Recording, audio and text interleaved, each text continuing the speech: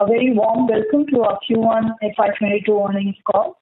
We will begin the call with business highlights and overview by Thierry Delaporte, our CEO and Managing Director, followed by a financial overview by our CFO, Jatin Dalal.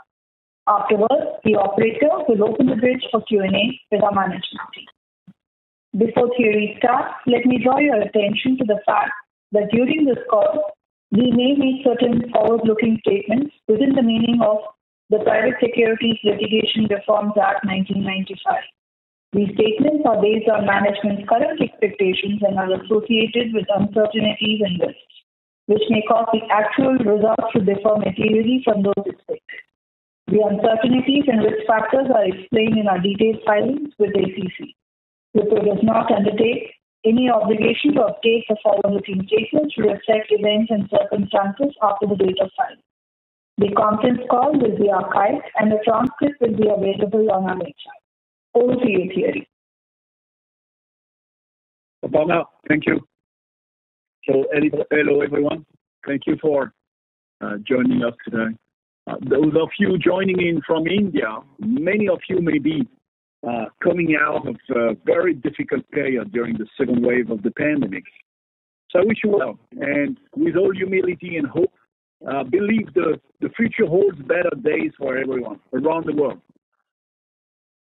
This is not an expense that we can write off lightly. Many of our colleagues and their loved ones have experienced grief, stress, suffering. Over the past 15 months, Wipro has stepped up in every way possible to support those affected. Our COVID task force, led by Saurabh and our CEO, Sanjeev, have done everything possible for our colleagues. We've ramped up efforts around oxygen provisioning, COVID testing.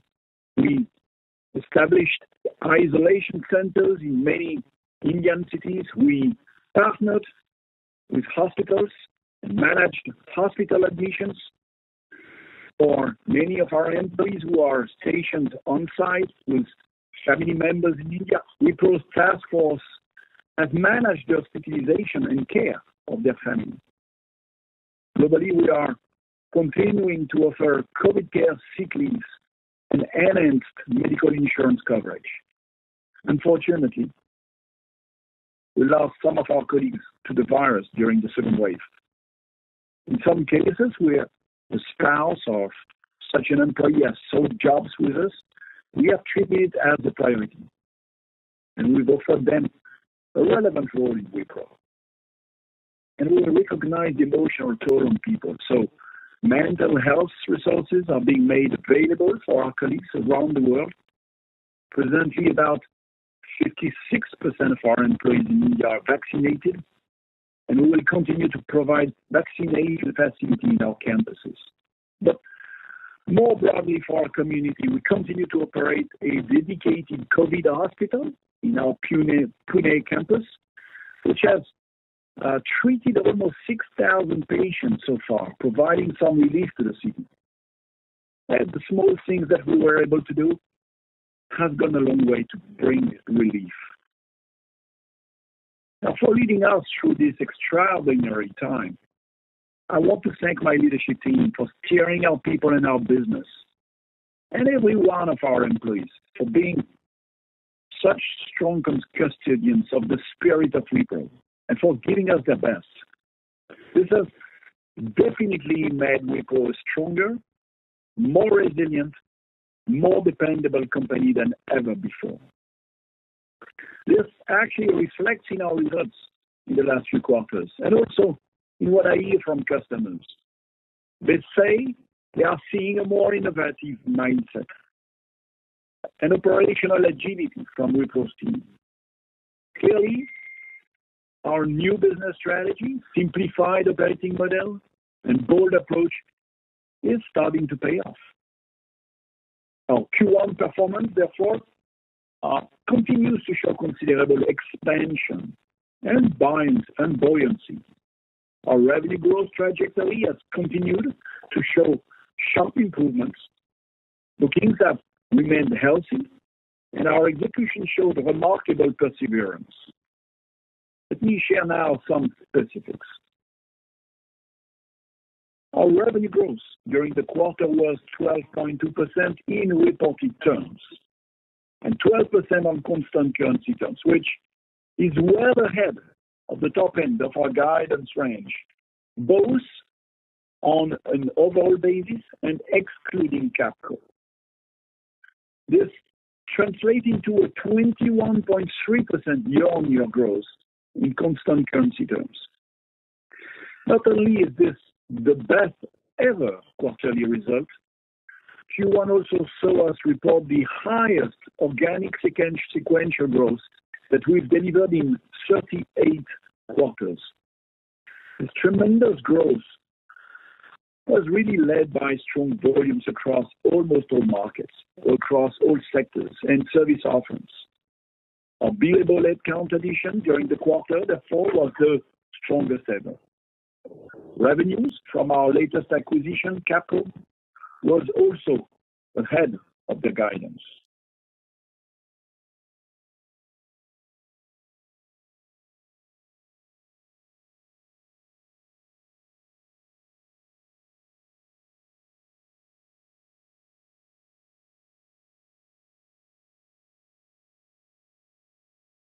Mr. Delaporte, this is the operator. We can't hear your audio, sir, at the moment. Ladies and gentlemen, we would request you to please stay connected while we check the line for the management.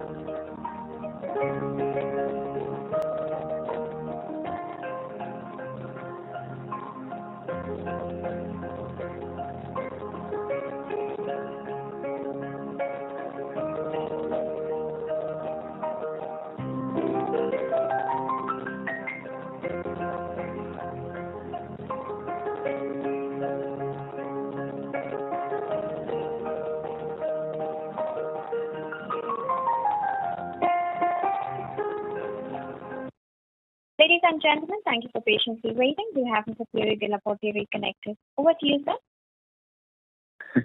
Thank you very much. So sorry to all of you. I've heard that, I lost you actually a couple of seconds before I realized it. So I'm going back to the specifics. So first is our revenue growth. During the quarter was 12.2% in reported terms, 12% on constant currency terms, which is well ahead of the top end of our guidance range, both on an overall basis, but also excluding Capco. This translates into a 21.3% year-on-year growth in constant currency terms.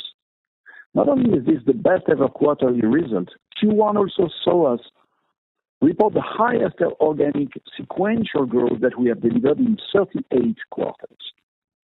This tremendous growth was led by strong volumes across almost all sectors, all markets, and service offerings. Our billable headcount addition during the quarter, therefore, was the strongest ever. Revenues from our latest acquisition, Capco, was also ahead of their guidance. Now, looking at the environment, the demand environment is robust, and the quality of our overall pipeline is better than before. Our growth funnel addition during the quarter was strong, and we continue to increase our participation in deals in the marketplace. We closed 8 large deals, resulting in a TCV of over $750 million. Surely, all markets are witnessing solid demand, but in the Americas one market, large deal wins were exceptionally strong. At this point, we are seeing a good mix of large, medium-sized, and smaller deals. At the announcement of acquisition of Capco, we had shared with you that the long-term sustainable operating margin band post the dilution of Capco was to be between 17 and 17.5%. During the quarter, we have delivered margins well above that range at 18.8% after consolidating 2 months of Capco results and significantly investing in talent and supply chain. We have added over 12,000 employees on a net basis, which is 80% of what we've added in all of last financial year and the highest in the last decade. Now, let me add some color to the underlying business performance. All numbers are in constant currency for ease of reference. There is significant traction across all our markets, and our growth is broad-based. The top 3 markets grew double digits on a year-on-year basis, even without Capco. In Americas 1, we grew 18% year-on-year. Most of the sectors have seen strong traction, with health and consumer verticals leading from the front. In Americas 2, we grew 24% year-on-year, driven by a strong volume increase. Capco obviously has further elevated its performance. The demand in the BFSI sector has remained strong across all service offerings this quarter. The high-tech business grew by 26% year-on-year, while our manufacturing business is making a recovery slowly. Our European business has delivered a year-on-year growth of 32.5% on the back of several large deal wins, as well as the Capco acquisition. UK, Southern Europe, and Germany led this growth. Our APMEA market grew moderately at 0.8% year-on-year, and we are now seeing improved environment in Australia, New Zealand, and Southeast Asia. The pipeline in these markets are healthy and growing. From a service offering standpoint, our IBS global business line grew by 18.3% quarter-over-quarter and 25.3% year-on-year. Most of the sub-practices showed a healthy growth. We are seeing increased demand in new age offerings like cloud transformation. The shift to cloud is unmistakable. We announced a number of cloud-related wins in different industries and geographies in the last few months.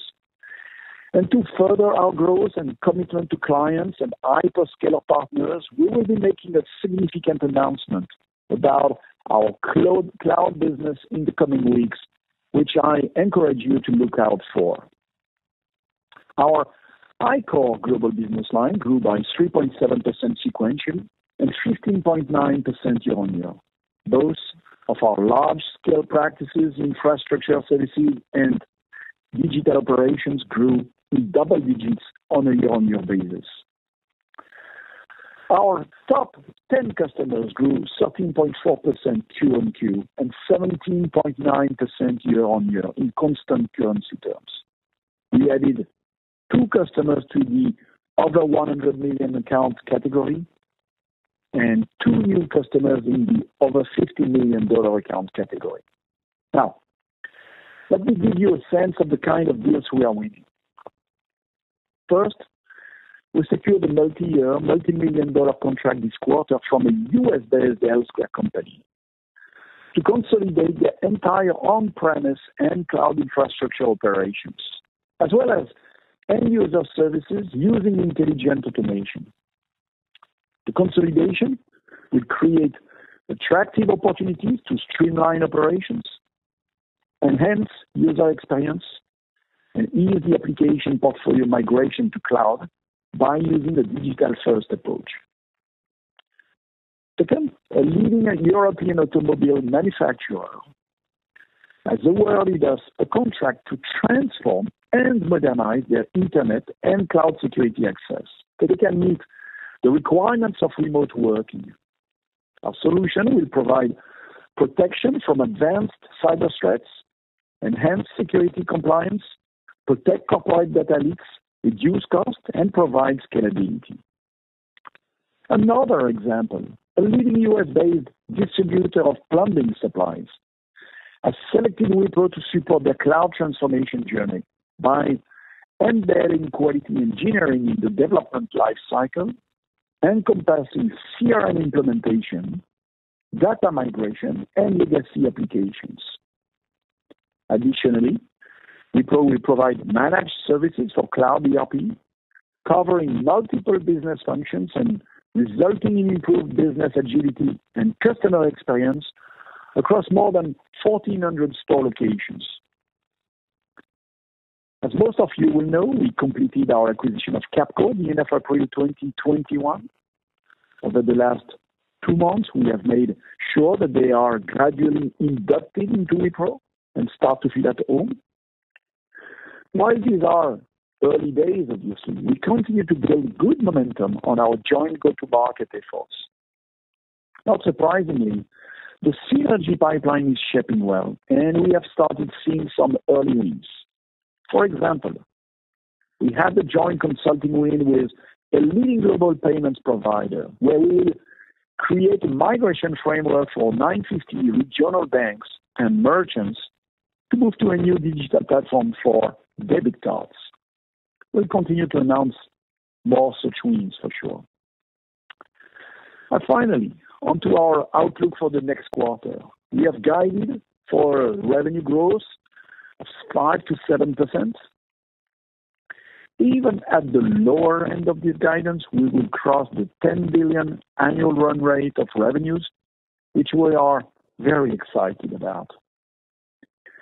While we don't guide for full year, you know that, the Q1 performance and the Q2 guidance sets us up for well ahead of double-digit growth for the full year, even excluding Capco. While sharing with you our new strategy last year, I had said that talent will be a critical success factor. This pandemic has overturned several notions of how organizations traditionally approached talent engagement and development. The dramatic shift to a remote working environment has made labor across all sectors and markets more mobile and liberated. Therefore, higher attrition has become a universal issue. Wipro acknowledges this and is adapting quickly. We have doubled down on increasing intake from campuses across the world, as well as reskilling our existing workforce. We'll onboard 33% more freshers in FY22 versus the previous year. We also intend to onboard 6,000 freshers in Q2 itself. Growth is our priority, and we will ensure that talent supply is not a constraint to our ambition. In the short term, we will experience some inflationary pressure in people costs. We've announced a salary hike for 80% of our employees effective September 1st, the second hike in this calendar year. Now, to summarize, we are pleased with the sharp improvement in our growth trajectory, and we are optimistic about building on that momentum in the remaining quarters of the financial year. On that note, let me hand over to Jatin for his comments on the financials. Jatin, over to you. Thank you, Thierry. Good evening, ladies and gentlemen. Thank you for joining our call. I'll summarize the financial performance. We have grown 25.7% in reported terms from Q1 of last year. Our operating margin are 30 basis points lower at 18.8 compared to Q1 of last year. We had a certain closure of audits in our taxation matters in Q1, whereby our tax rate for Q1 is 16.1%. Overall, our net income grew 35% and our EPS grew 41%. Let me talk cash flows. We have managed the quarter well from DSO standpoint. We have improved it by 7 days to deliver a DSO of 68 days in Q1. That has helped us deliver operating cash flow at 104% of our net income and free cash flow at 90% of our net income. We had $4.1 billion gross of net cash at the end of Q1 and $2.6 billion of cash net of debt at the end of Q1.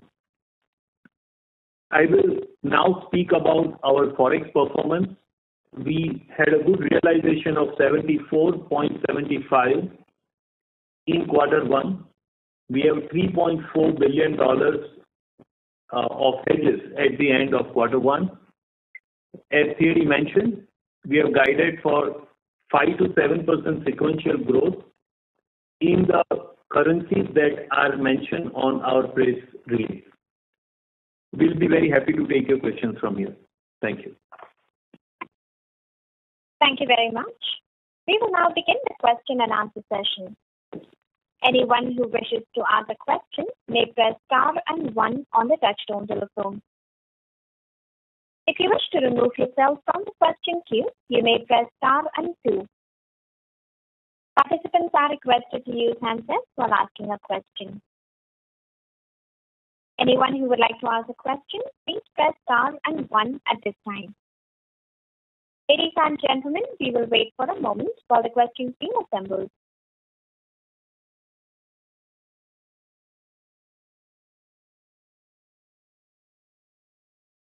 The first question is from the line of Sudhir Gundupalli from ICICI Securities. Please go ahead.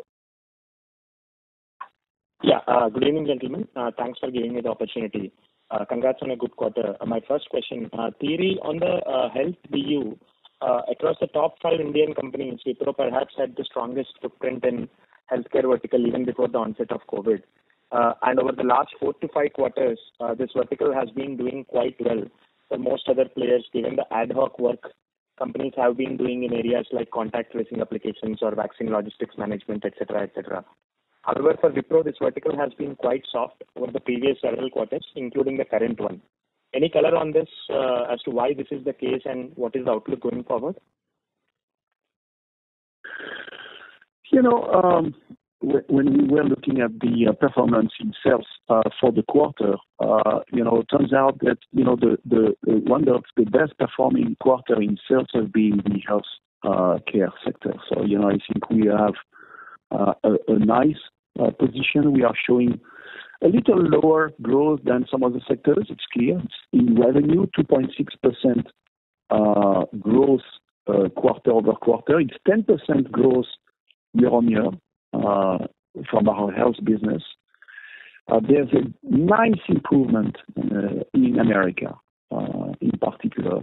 So I think, our ambition remains the same. We'll continue to invest in this sector. It's one of our strategic sectors, and we'll continue to get stronger in this sector. But we are back into growth mode in healthcare. Sure, Thierry. And my second question, if I looked at the guidance, excluding the impact of Capco and Ampion, growth guidance for the September quarter may likely be in the range of 1 to 3% in constant currency terms. This appears little muted, especially in the context of the demand momentum we are talking about. Any thoughts on this front? Are we being a little conservative here, or are we foreseeing some headwinds at this juncture?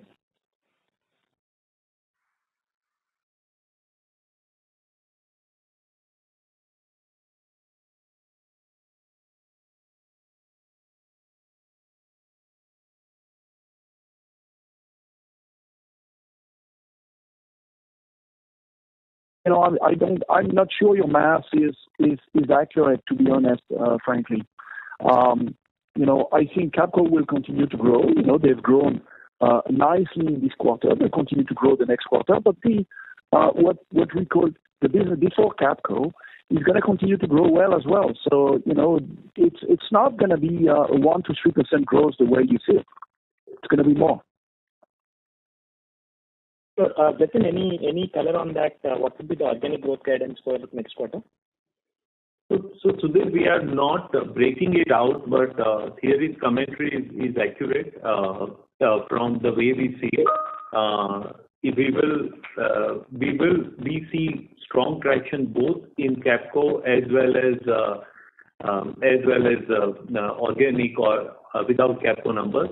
And Ampion is not even completed yet, Sudhir. We will complete it during the course of the quarter. Thanks, Jatin. That's it from my side. All the best. Thank you. The next question is from the line of Sandeep Agarwal from Edelweiss. Please go ahead. Hi, good evening, Thierry, and congrats on an excellent quarter and a very complimentary. Sorry to interrupt you, Mr. Agarwal. Your voice is breaking up, sir. Can you hear us now, please? We can hear you, but your voice is not clear. It's breaking up. May I request you to move to a better reception area? Maybe it might help. Yeah, sure. Now the voice should be better. It's better at the moment. You may go ahead. Yeah, so Kelly, I have a little specific question, and I'm not asking for a big turnaround in the industry. So I want to know two things. Since you have joined, what is the change in your timeline of when you came in? How much proportion of your time you were spending in stabilizing the operation, building the team, making the strategic changes, choosing the right path of growth, and building customer delivery and experience versus now? So how much of those time you have been able to curtail and start focusing on growth, sales engine, and marketing, or you are still in the same, you are spending your time in the same proportion as you were when you joined? That is number one. So basically, I want to understand that how much of the things have been stabilized since you have joined, and how much more time you will take to stabilize before you start 100% focus on growth. That is number one. And number two, I wanted to know is that we are in a situation where probably now our country is in a monopoly situation. And what I mean by monopoly is single monopoly, in fact, where there is no competition virtually outside India to execute software services.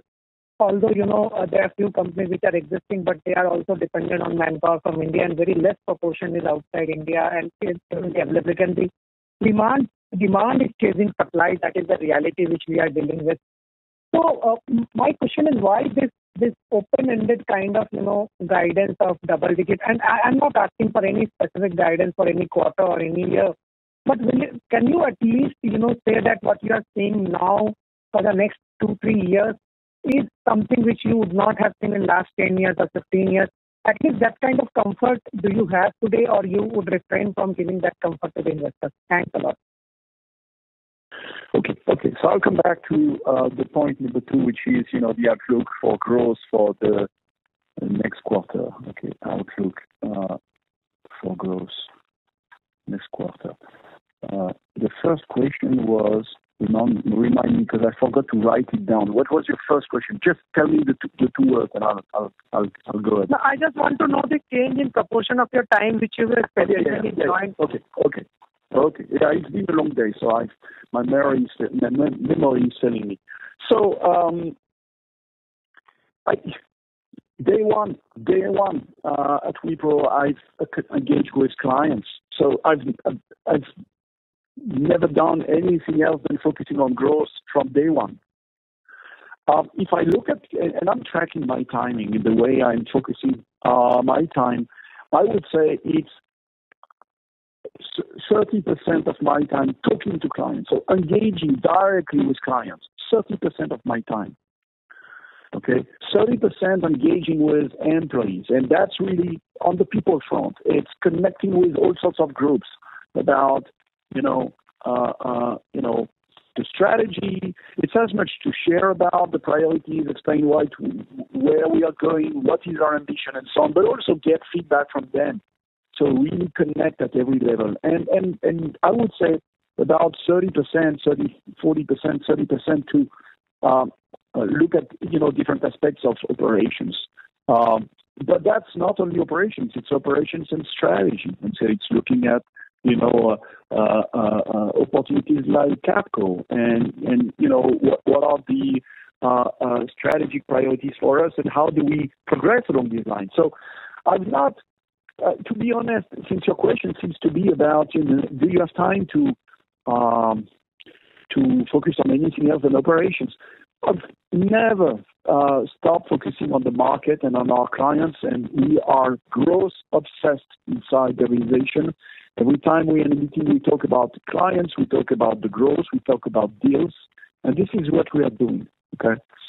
On your second question, outlook for the next years, what is very clear is that there is a strong demand. Okay, it's a very good market for companies.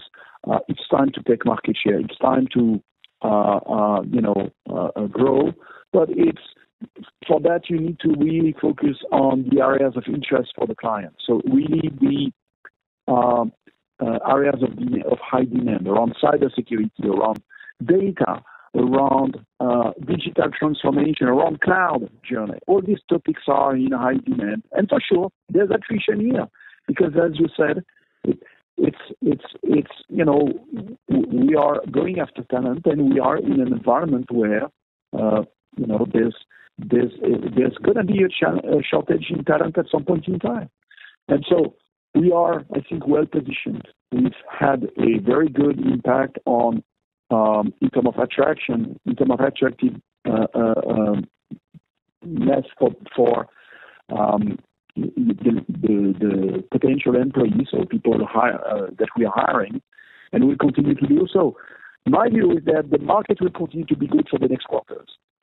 I cannot predict for the next years, but I can certainly predict that for the next quarter there is a very good perspective of growth and high demand, because the companies, the clients from every sector, every industry we are working with are driving transformation programs. They are investing in technology today. And so, and I see it's very visible in connecting with, our clients that, they are engaged in significant transformation programs. So, definitely a promising market for the foreseeable future for us. Thanks a lot. Thanks for your time, and wish you best of luck for the future quarters. Thank you. Thank you. Thank you. The next question is from the line of Nitin Padmanabhan from Investec. Please go ahead. Yeah, hi, good evening, everyone. Had two questions. The first one is, how do we think about margins going forward? What do you think would be the puts and takes in terms of headwinds and tailwinds? Just a broad thought process there. And the second one is, if I look at the BFS or the financial services revenue, excluding Capco, it looks almost flattish. So just wanted your thoughts on the underlying environment on the core business there. And second, any thoughts on the energy and utilities vertical in terms of what's driving the strength in that business? Okay, all right. So a couple of questions. So the first one is around your reading of the growth for the first quarter. So in the first quarter, after Capco will be part of the organization, but we are still communicating on, the contribution to the growth of Capco in Q1. Of the 12.2% growth in reported terms delivered in Q1, 4.9% is organic. Okay, 4.9% quarter over quarter is the organic growth generated by Wipro before Capco. Okay, so it's a strong growth. Capco's growth has been strong, and therefore overall it's a very strong growth, 12.2% reported terms, 21.3% in constant currency terms year on year. So this is for the growth itself. The margin profile, what we've said, it's probably, I think we are very consistent. What we've said probably 3 to 4 quarters ago is we are going to drive a growth agenda, growth strategy, but not to the expense of margins. We will protect and maintain the margins at sustainable level that we have qualified between 19 and 19.5%. Then we've done the Capco acquisition, and we've said that Capco would have a 2 points of margin impact on our OM. And therefore, we consider that, the margin around 17.5% is going to be the level where we will be for the foreseeable future. We've done better this quarter, 18.8%, but it doesn't change the way we are seeing our margin profile. Jatin, you want to give more color to it? Thanks, Thierry. So Nitin, the way we have looked at it, and we have always maintained it, Thierry also spoke about it, that growth remains a priority. And you have to appreciate that this is a year of opportunity for every player, and certainly for us. And you've seen the growth that we delivered in quarter 4 and we have delivered in quarter 1. And we have to invest in people because that would be a key differentiator in the current market environment, and we have done so. We gave salary increase for our junior staff on 1st January. We are going to give them once again a salary increase on 1st September. For our senior staff, we have given salary increase on 1st June, for which 2 months impact will come in quarter 2. So we will remain invested in the talent in this year to make sure that we capture what market has to offer and we capture share. Having said that, there are definitely levers that we will continue to leverage. Pyramid is one, and you heard Saurabh talk about the kind of fresher addition that we are going to do. Certainly, offshoring is one big thing which continues to play out quite well. Third is automation. Fourth is productivity that we can drive, rotation that we can drive across organization on this scale. Leverage that operating leverage can play out in a growth scenario like this. So there are many levers that we remain very focused on and will continue to work on. But we will remain focused on revenue, and we will make a fine balance with margin as we move forward. But our commentary on the medium-term outlook, you heard from Thierry, that's what we keep in mind. But as you have seen, quarter 1, we have delivered significantly more than that. Sure, that's helpful. So would one expect that after the September salary increases for 80% of the people, similarly it would be followed for the senior management as well, mid-level and senior beyond that? So what I'm trying to ask is, would it mean a full year kind of every quarter kind of salary increase impact? Just as we had in Jan and we had another one in this quarter for mid-level and senior, would we see a follow-through similarly post-September for the senior and mid in the next quarter as well? Is that how one should think about it? No. The Saurabh here, the plan is not to give senior. There is no plan for that. It will come now in the normal cycle, which is the annual cycle in the next fiscal for everybody. So after the second cycle, which we are doing in September now for the junior people, everybody will get into a normal cycle from next fiscal. Sure, that's helpful. My last question, which we missed, was on the energy and utilities vertical and what's driving these things there. Thank you.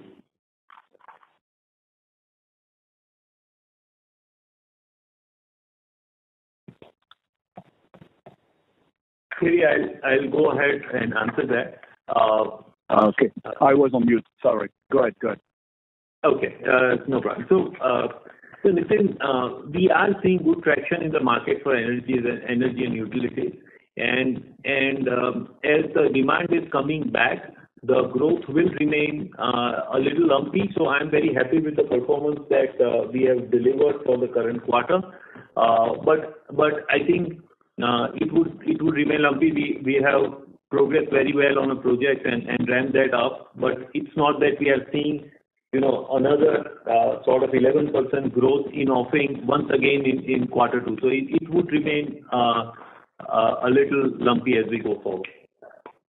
Yeah, exactly. So that's what I was going to say. If you look at the energy and utility sector, we have a healthy business here. We have a good pipeline.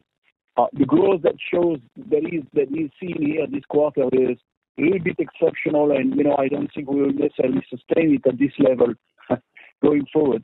But it's a good sector for us for sure. Sure, that's helpful. Thank you so much, and all the best. Thank you.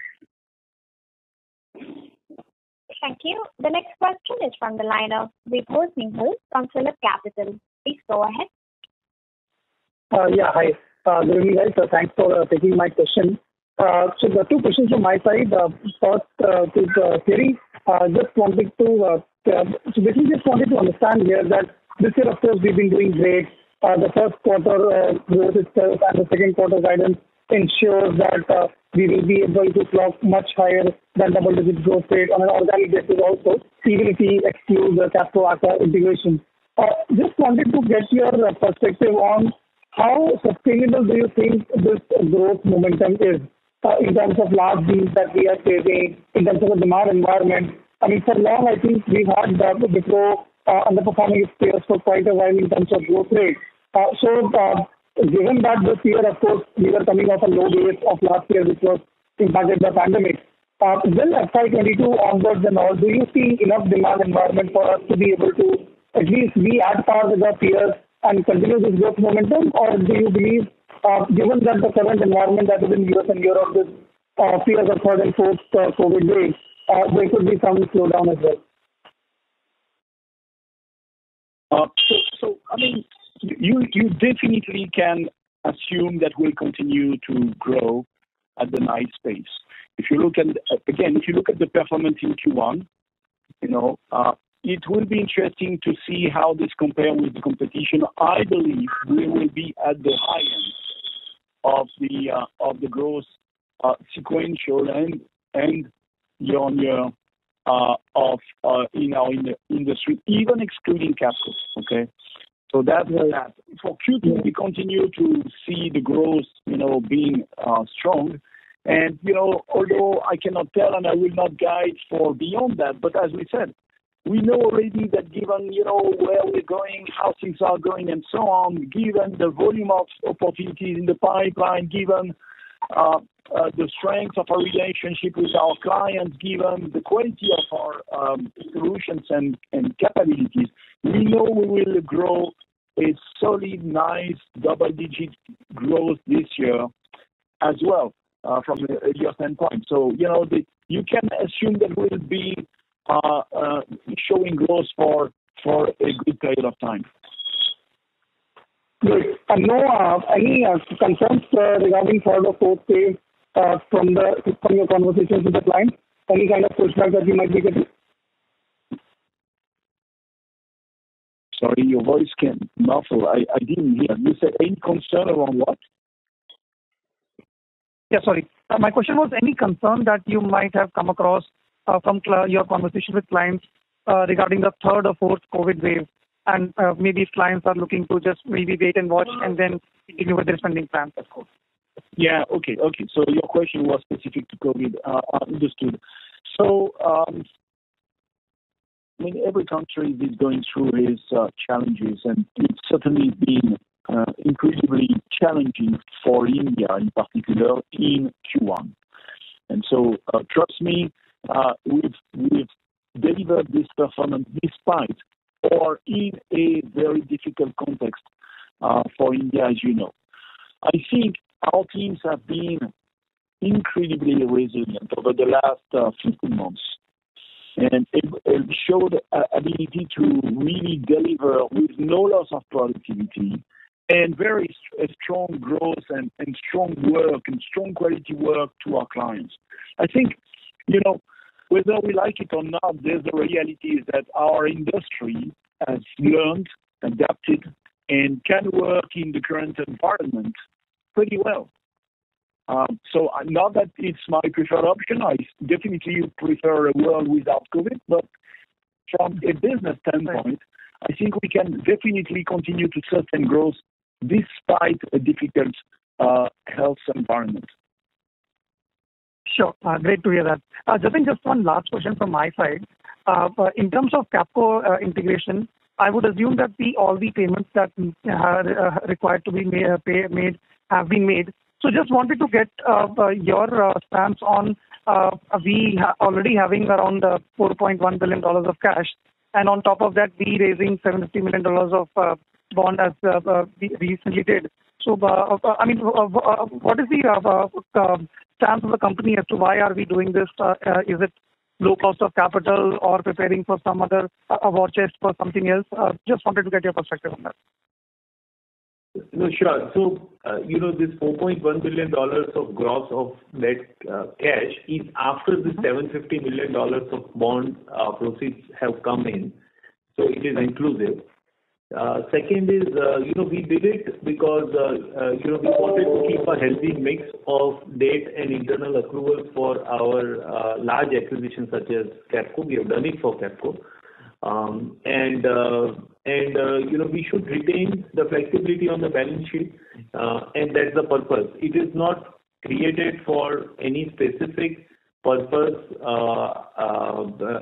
as in for some other active purpose or other watches for a specific goal. It is something, if you see historically also, you would see it on our balance sheet, the size of the cash, and it is in line with that. And the payments for the Capco acquisitions have all been made? That is completed in Q1 completely. Thank you. Awesome. Sure. Great. Thank you so much, guys. Wish you all the best. Thank you. Thank you. The next question is from the line of Dipesh Mehta from Emkay Global. Please go ahead. Yeah, thanks for the opportunity and congrats for strong execution. A few questions. First about Thierry, can you help us understand what led to this positive surprise, whether it is very broad-based or few deals ramp up lead to some surprises? And on Capco, is there any seasonality or one-off in this quarter, or this is organic business growth which led to even beat on Capco side?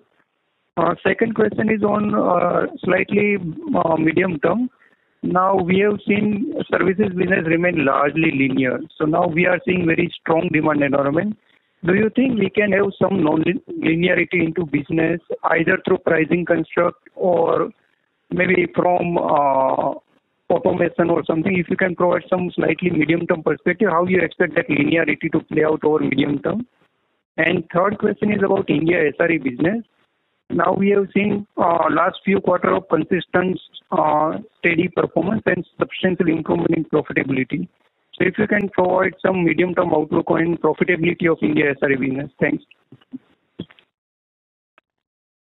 Okay. SRE business, Capco seasonality, linearity of revenue. So on the Capco side, and the first question was really on our growth. Why such a strong performance on growth? So to your question, I can easily respond and clearly say it's not coming from one-off or one thing somewhere that has been having a big impact or one large deal or no, it's broad-based. It's really across our strategic market units, across our regions. We are seeing growth and demand and opportunities everywhere. So that's what gives us also confidence, because it's not based on one splendid win. It's many deals everywhere. So that is solid. Capco seasonality. There will be a seasonality in Capco, but it's not actually playing in. It's not playing in Q1. Q1 is a normal quarter. I don't think there is anything particular. I think Capco being 50% in Europe, that traditionally summertime in Europe is a little softer because it's vacation or summertime. But having said that, the trend and the growth and the opportunity showed by the Capco team is strong as well. So I think it will continue, and it will continue to surprise us positively as we work and develop opportunities of synergies as well. Linearity of revenue. I think it's clear that there will be the way we can leverage platform, the way we can raise prices, the way we can leverage automation to create a slight disconnect between growth and the headcount evolution. But for the best part, my view is that there will be a certain level of continuity of the linearity between those two parameters. So you should assume that growth will be fueled by headcount growth as well, for the best part. Last, SRE business. I think, the SRE business has been in a recovery mode for several quarters. It's doing well. I think it's getting stronger and stronger. And so I think, the work done by Sanjeev in the last years, now our CEO, and the work done by KU is, continue to reinforce our position in this market. We have also clarified our strategy and defined where we want to invest versus places where we no longer want to invest. And I think it's making us more agile, more focused, and probably more consistent as well for our clients. Jatin, anything you want to add around those points? I would have only a point I will add is, while we have had good numbers in terms of profitability for a couple of last 3 quarters or so, from a modeling standpoint, you should continue to model, sort of a single-digit positive margins for that business, which I think is very good outcome given where it is a SRE segment. We have, as Thierry mentioned, we have been quite successful in completing some of our long-pending projects, and that has given us a better outcome than what we originally anticipated. But I don't think we can say that this business is a 20% plus margin business. Thank you very much. Thank you. The next question is from the line of Kawaljeet Saluja from Kotak. Please go ahead. Fabulous quarter, everyone. My question is that, Jatin, did the Capco acquisition have any influence on revenues from your top 5 or top 10 accounts? And the context of this question is that, it's quite unusual and it's quite remarkable as well to have growth from top 10 accounts at around 13% sequentially. That just got me curious as to was there any influence of Capco on the top 10 accounts? Kawaljeet, that is right. There has been addition because of Capco in some of our common customers, and that has been reflected in top 10 performance. Thanks for that clarification, Jatin. Now, my second question is around the global account executive structure. I remember that was a change made by Thierry, in Jan. And that called for a change also in profile of global account executives. Now, do you have the right profile of people that you wanted at that level? And if yes, when does one start seeing the benefits of this change into the numbers? Not to say that the numbers are not good, it's already good, but I'm just curious about that.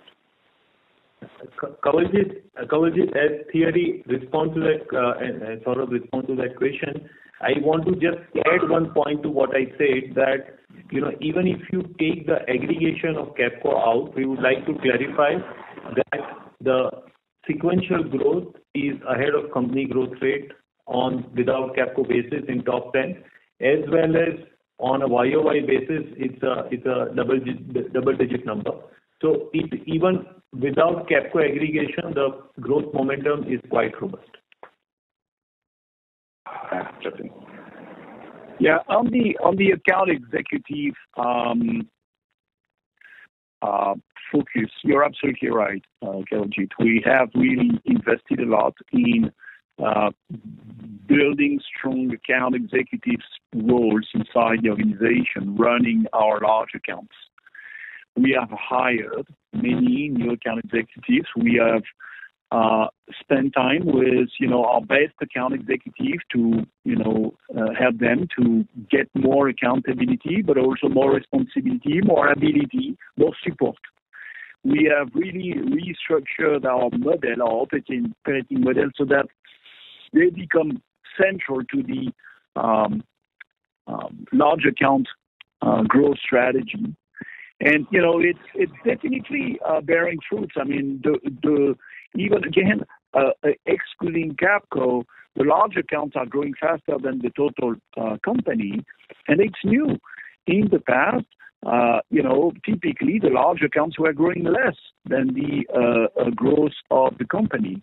And so that was something to be corrected. And we are seeing, nice impact on the growth of these accounts after the organizational change and maybe the investments we've made into talent, senior talent. Thank you. All the best. Thank you. Thank you. The next question is from the line of Sumit Jain from Goldman Sachs. Please go ahead. Hi, gentlemen. Thanks for taking my question. So firstly, I wanted to understand in terms of your broad-based growth, if I look at your industry verticals, the growth has come from media, telecom, retail, and E&U. And if I exclude the Capco acquisition, financial services also had a pretty weak growth. And even we had a weak growth in healthcare and manufacturing and high-tech vertical. So just want to understand in terms of broad-based growth, in what areas are you growing, or I'd say your TCV deal win of $750 million with 8 large deal wins, in what industry verticals are these deals largely comprised of?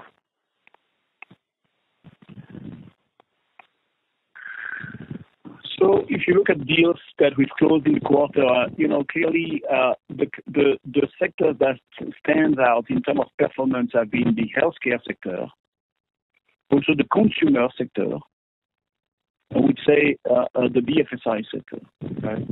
If we are looking now at the revenue growth performance per sector, 23% BFSI, now of course influenced by Capco, but 14% quarter-on-quarter from consumer, 12% quarter-on-quarter from E&U, 12% from communications. Those are very strong performance. Technology has been growing mildly, 2.5%, but 14% year-on-year. So I would say, there's always room for doing better, for sure. But I would say the growth profile has been good. The only sector that hasn't shown growth this quarter is the manufacturing sector. And we will resume growth in the next quarter. So that's really the view from a sector standpoint. Jatin, you want to add? No, Thierry, you have covered it. Thank you. Okay. Yeah, thanks, Thierry, for that clarification. So maybe just to follow up on your TCV deal wins, I think you mentioned $750 million. Can you give us some quarter-on-quarter or a YOY comparison how this deal wins behaved?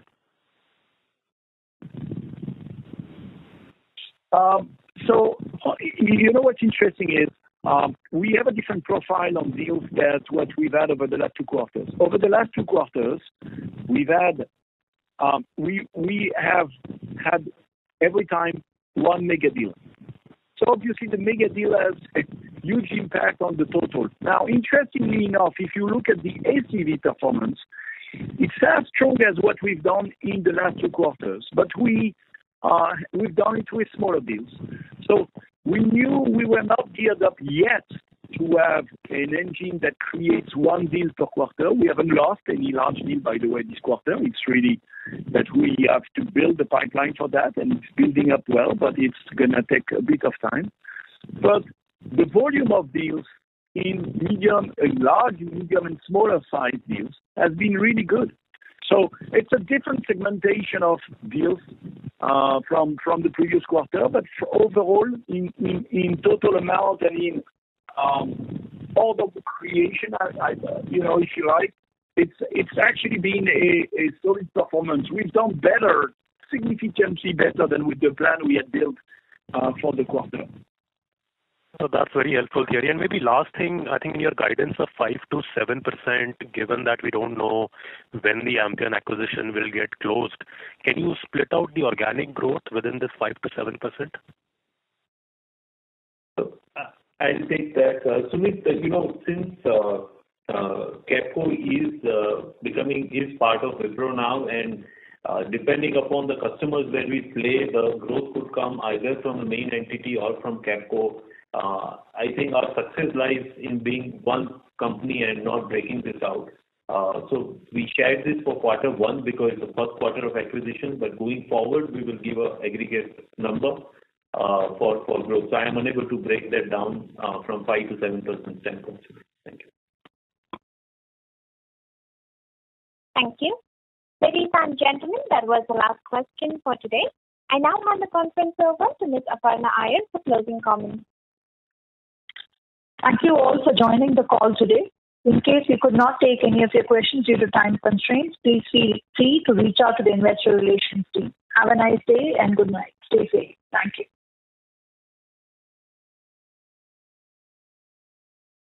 Thank you.